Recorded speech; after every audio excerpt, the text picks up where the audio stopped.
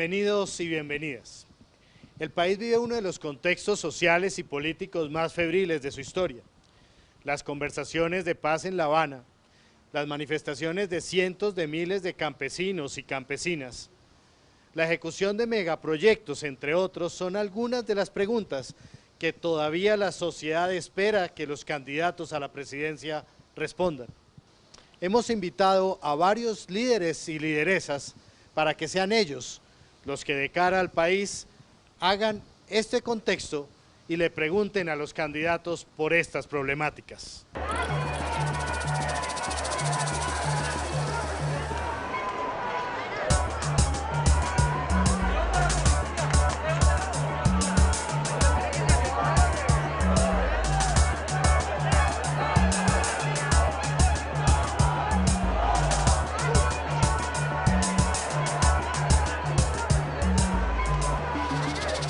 Por parte del Movimiento de Víctimas de Crímenes de Estado nos acompaña Franklin Castañeda, abogado defensor de derechos humanos y víctima de desplazamiento forzado.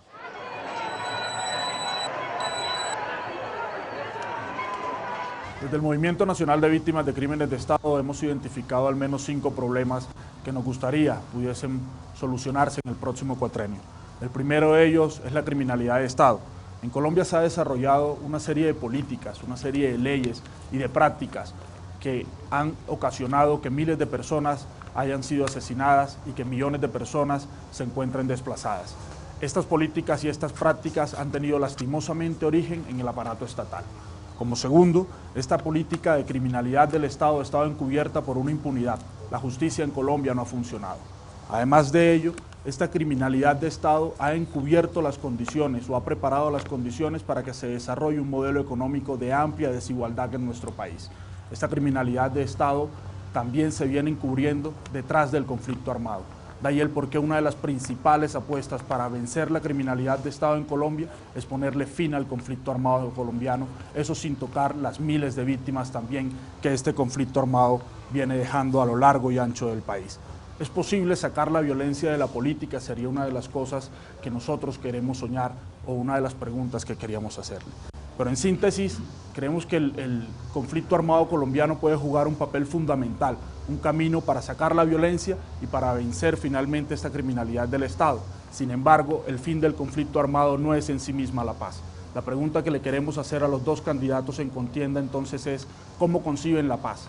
¿Y qué políticas desarrollarían para que esa paz se concretara? ¿Cómo hacemos con la política rural? ¿Cómo hacemos con el agro? ¿Cómo depuramos el Estado? ¿Y cuáles son las reformas que ellos iniciarían para que una vez se concrete el fin del conflicto armado, podamos avanzar hacia una paz estable y duradera?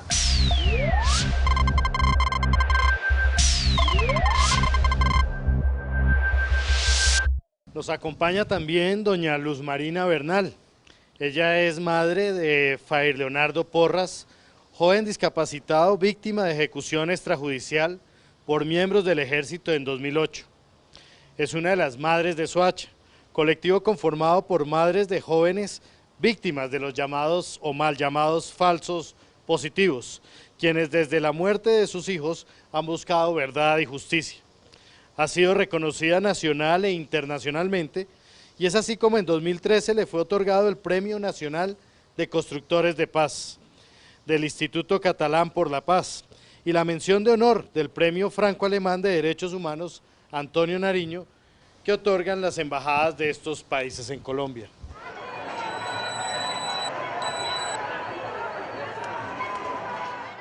En la última década, el país ha sufrido más de 5.000 ejecuciones extrajudiciales, donde esperamos que en estos 4 años de gobierno nos garanticen que la justicia sea operante y los procesos avancen para que mínimamente las víctimas podamos saber la verdad de lo que pasó.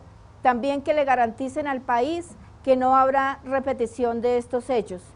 Lo que más ha afectado estos procesos es las grandes dilaciones en los procesos, las amenazas y el seguimiento a las víctimas y sobre todo la justicia colombiana no es operante en estos procesos. Lo que en este momento las víctimas necesitamos es que nos garanticen en estos 4 años de gobierno que las víctimas hagan un duelo digno y que les entreguen dignamente los restos de sus hijos y que todas las fosas comunes que se encuentran en Colombia sean exhumadas lo más pronto posible, ya que estamos completamente seguras de que en estas fosas hay muchos de nuestros familiares. La pregunta que yo quisiera hacerle a los nuevos gobernantes es, ¿qué piensan hacer ustedes en el gobierno? ¿Qué pueden garantizarles a las víctimas en una investigación sobre las ejecuciones extrajudiciales, mal llamados falsos positivos, para que no sean un caso más en la impunidad de Colombia?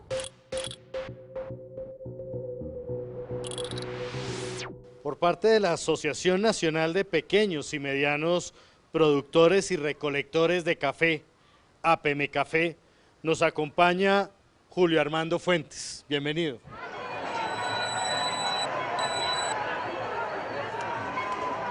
Nosotros, el campesinado, históricamente hemos luchado por la paz.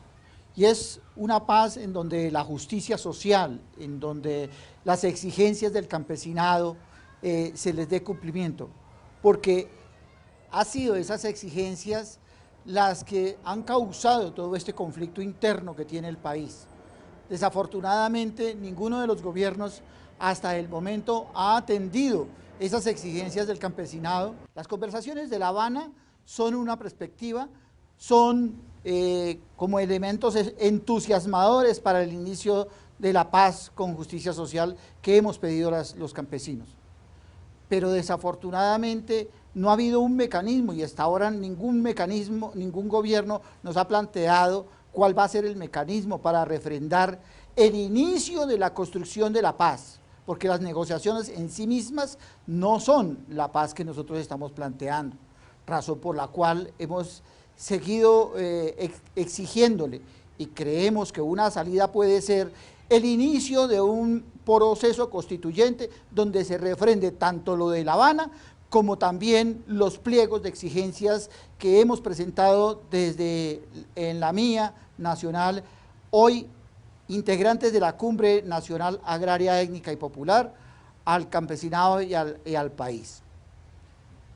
La pregunta sería, ¿cuáles son a los candidatos presidenciales y para el próximo gobierno, cuáles serían en realidad los mecanismos que implementarían, número uno, para evitar, para eliminar la profunda crisis estructural que tiene el país en el sector agrario?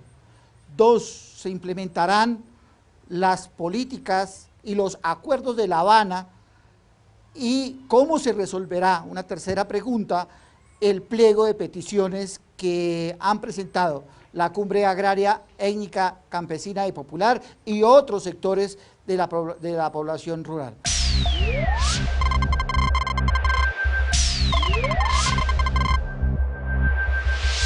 Bueno, nos acompaña también Henry Caballero Fula, representante del Espacio Regional de Paz del Cauca y delegado al mismo por parte del CRIC. Bienvenido, Henry.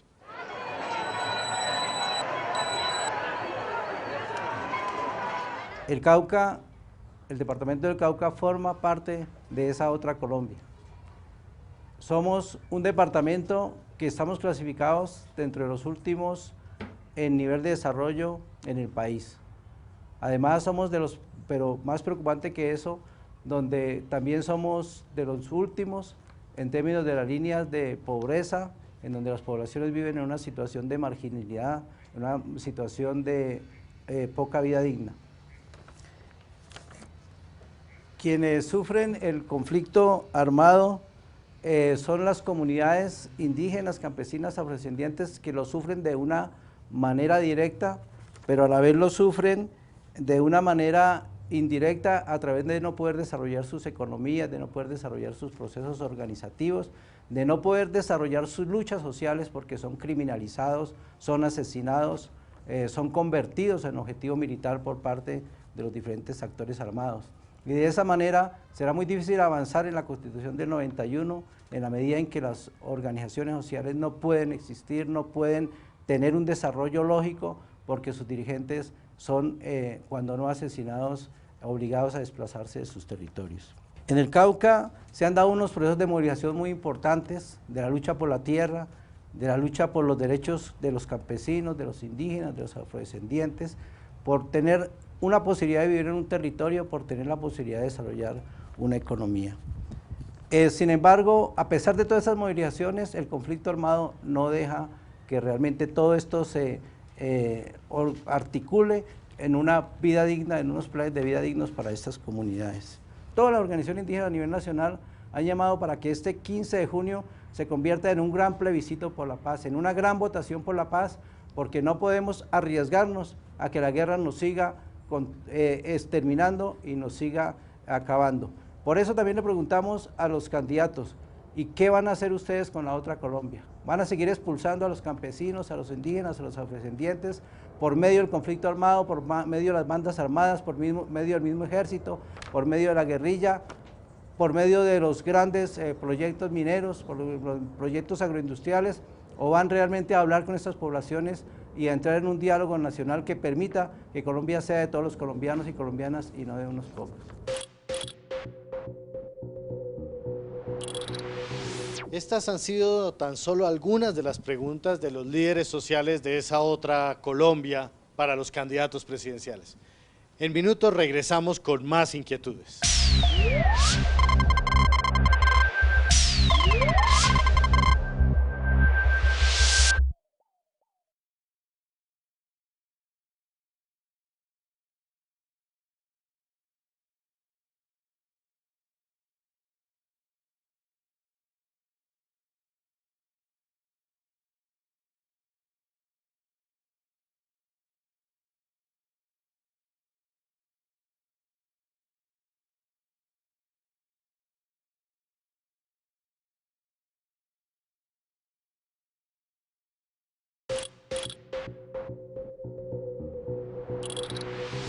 Continuamos en esta alianza de las organizaciones sociales para preguntarle a los candidatos a la presidencia. Y en este momento nos va a acompañar Matilde Mora, de la Asociación de Mujeres por la Paz y la Defensa de los Derechos de la Mujer Colombiana. Es una lideresa campesina que ha promovido la conservación de los recursos naturales y los territorios de donde provienen.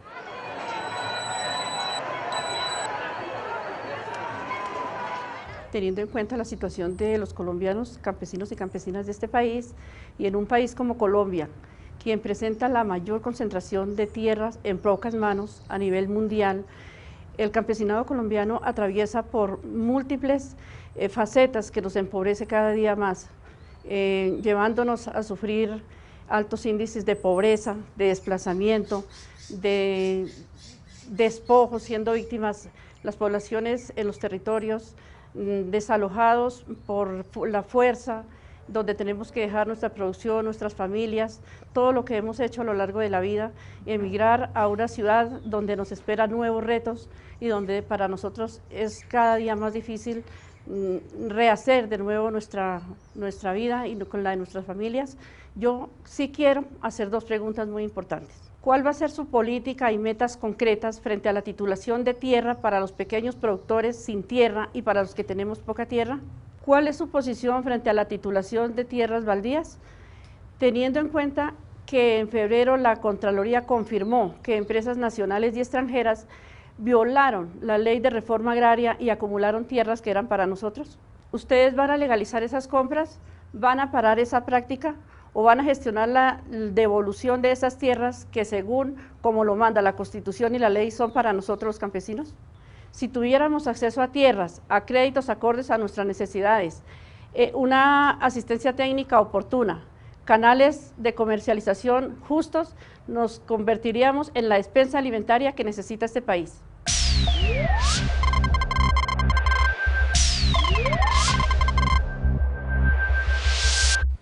Nos acompaña otra lideresa campesina del departamento de Boyacá y miembro del Comité de Impulso de ANMUSIC, Asociación Nacional de Mujeres Campesinas Negras e Indígenas, doña Nelly Velandia.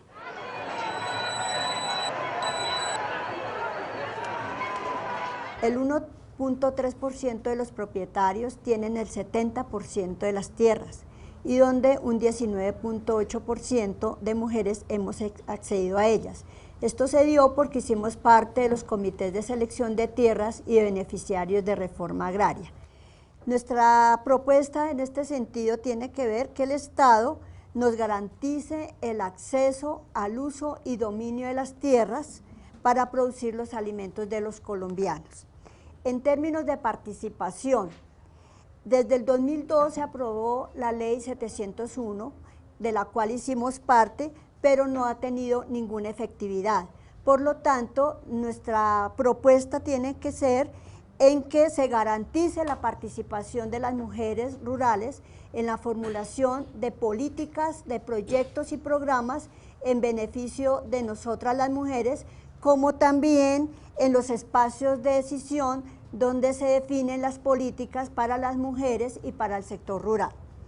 En términos de financiamiento, el DANE en sus estadísticas del año del 2013 se menciona que de cada 100 mujeres, 50 son pobres.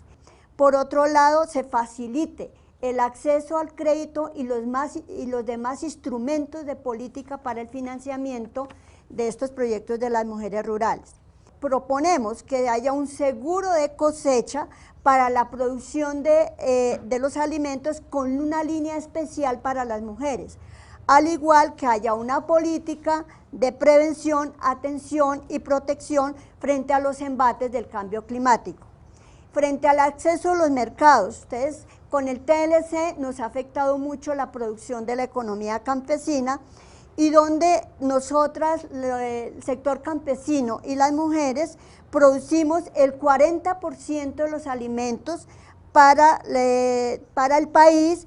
Las preguntas para ustedes, señores candidatos, es: ¿vamos a contar en su gobierno con una oficina o dirección que atienda las necesidades de las mujeres rurales? ¿Qué porcentaje del presupuesto será destinado a los pequeños productores y a las mujeres rurales, teniendo en cuenta que nosotros somos la mayoría y en un 48% somos mujeres? ¿Ustedes realmente se comprometen con acciones específicas y políticas en beneficio de las mujeres rurales? Máxime que nosotras le apostamos a una paz con justicia económica y social. Y de la Mesa Nacional por el Derecho a la Salud nos acompaña Carolina Corcho. Ella es médico psiquiatra, expresidenta nacional de la Asociación Nacional de Internos y Residentes y actualmente vocera nacional de la Mesa Nacional por el Derecho a la Salud.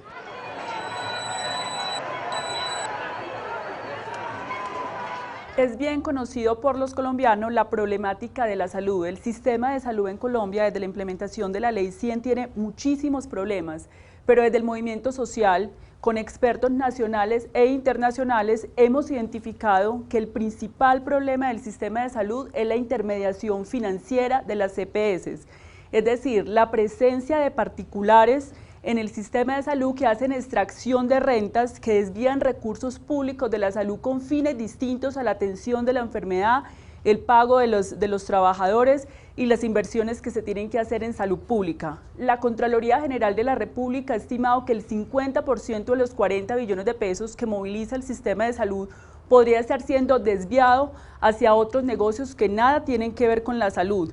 En este momento ya toda la evidencia ha planteado que las EPS no han funcionado, han desviado recursos, hay 800 procesos de control fiscal sobre las 72 EPS del sistema de salud y hay claramente identificado 1.4 billones de pesos que Saludcop desvió con fines distintos a la enfermedad. Y esto se ha traducido en una deuda billonaria que fluctúa entre los 8 y los 14 billones de pesos a la república y privada, en la negación de prestación de servicios de salud que la Defensoría del Pueblo ha calificado como el derecho más tutelado en Colombia. Podríamos hablar de 120.000 tutelas. La pregunta es sencilla, es simple para los candidatos a la presidencia. ¿Estarían dispuestos a impulsar un gran acuerdo nacional para acabar de manera definitiva, generar una transición con un acuerdo de toda la sociedad colombiana para acabar la intermediación financiera de las EPS y las gestoras y para que los recursos públicos de la salud puedan ser destinados a sus fines específicos? Para eso debo decirles que la sociedad civil ya tiene propuestas construidas de un nuevo modelo de salud, propuestas viables financieramente, estudiadas, que han sido presentadas al Congreso de la República. Por lo tanto, es claro que alternativas a las EPS sí hay, mucho mejores, comprobadas en el mundo, mucho más eficientes y con unos mejores indicadores en salud. La pregunta es, ¿están dispuestos a dar esa discusión y abrir un escenario político y social en Colombia para acabar con la intermediación financiera, sea bajo el nombre de EPS o bajo el nombre de gestoras?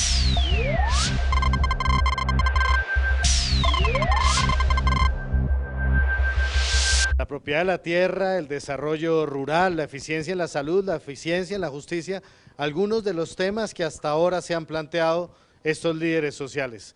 En minutos regresamos con más preguntas y más inquietudes de cara a estas presidenciales.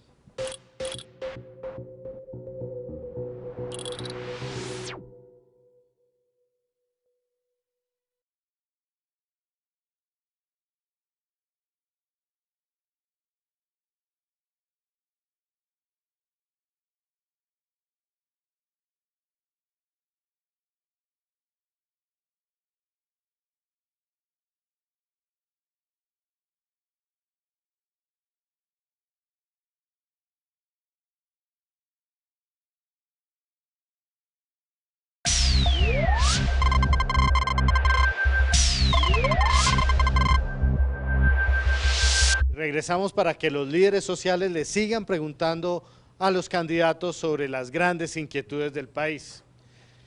Nos acompaña ahora Alejandro Mantilla, él es filósofo y es director de la Corporación para la Educación del Instituto Nacional Sindical. Bienvenido, Alejandro.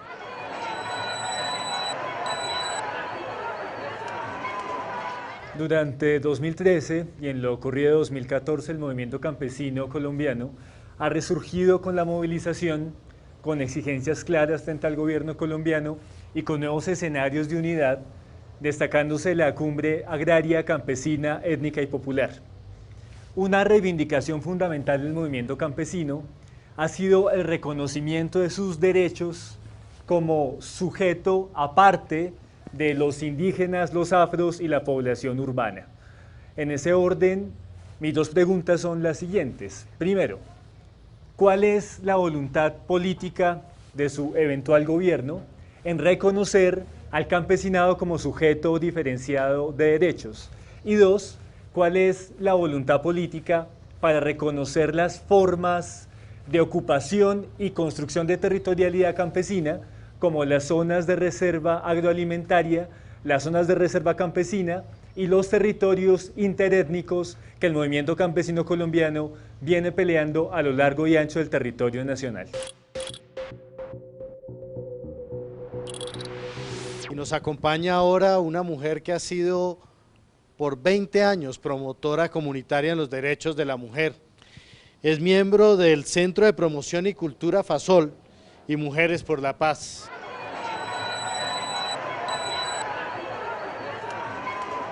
Hago parte de Mujeres por la Paz desde que se inician los diálogos de paz en La Habana, ya que las mujeres por la paz creemos en la paz que se está negociando. Tengo dos preguntas para los nuevos gobiernos. ¿De qué forma piensan que los colombianos y las colombianas podemos vivir una paz estable y duradera? ¿Y por qué hay tanto presupuesto para los gastos militares y no para la deuda social que tienen los gobiernos con los colombianos y las colombianas? ¿Qué esperamos? Que los grupos armados, todos los grupos armados al margen de la ley se sienten a negociar la paz. Que las propuestas de las mujeres frente a la paz sean una realidad y que por ningún motivo se levanten de la mesa sin negociar la paz.